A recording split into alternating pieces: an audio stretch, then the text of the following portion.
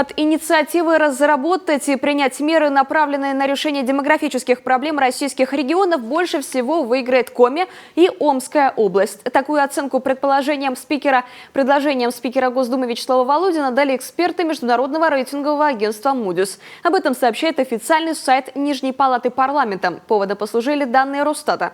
Наша республика за период с 16 по 19 год в списке 5 субъектов, где зафиксирована наибольшая убыль населения.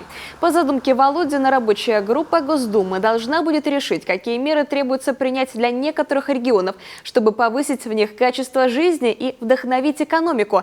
Интересно также, что когда предложили помочь, в списке 5 регионов на основе ситуации, в которых принималось решение, Коми не было.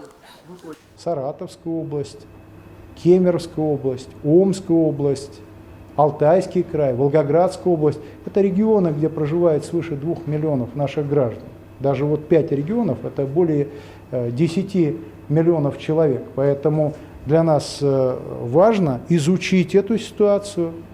Если потребуется выработать предложение оказания помощи, но и вместе с правительством, с профильными министерствами, такие решения Дума должна принимать, реагируя на ситуацию.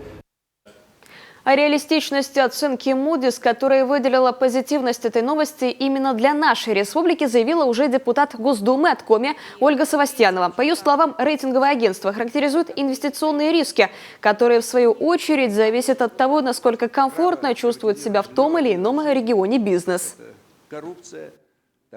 В основе демографических проблем лежит целый ряд и других факторов, например, социальное самочувствие населения, климатические условия, внятные долгосрочные перспективы развития региона, на которые чутко реагирует молодежь при планировании карьеры, уровень зарплаты в сравнении с соседними регионами, влияние каждого из факторов на окончательное решение того или иного жителя об отъезде из региона планируется тщательно изучить.